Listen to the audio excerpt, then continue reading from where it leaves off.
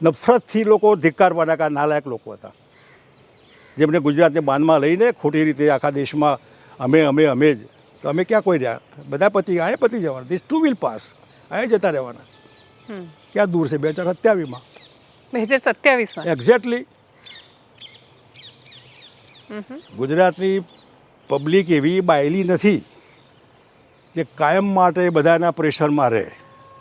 એ બગડે ને તો પૂરેપૂરા બગડે, અને બગડવાની શરૂઆત થઈ ગઈ છે. અત્યારે હું જે ફરું છું બધા મને લાગ્યું કે આ આવતીકાલનો કરંટ મને દેખાય છે આમાં.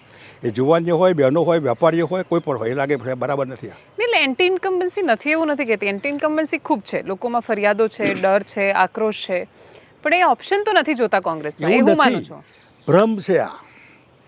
1977 હા, ઇન્દિરાબેન ગાંધી માલિક કટોકટી, કોઈ સામે પાર્ટી નહીં, કોઈ નેતા નહીં, કોઈ નિશાનની ખબર નહીં, પાર્ટી જુદી નિશાન જુદું, અને સરકાર આવી. અલ્ટિમેટલી પાર્ટી કઈ જ નહોતી, પણ લોકોએ પકડ્યું. પૈસા નહીં, જાહેરાત નહીં. એનો અર્થ કે મતદાર જ્યારે પકડે છે ને ત્યારે એ ઇન્દિરા ગાંધી જે ડિક્ટેટર કહી શકાય છે તે વખતે, એને પણ હરાવી શકે છે. અને ગુજરાતમાં એ પકડવાની શરૂઆત થઈ ગઈ છે. ક્યાંક ખોટા લોકો આવી જતા હોય, પણ પબ્લિકના મનમાં ઘૂસ્યું કે હવે અમારે આમના નીચે બહુ હવે જીવવું નથી.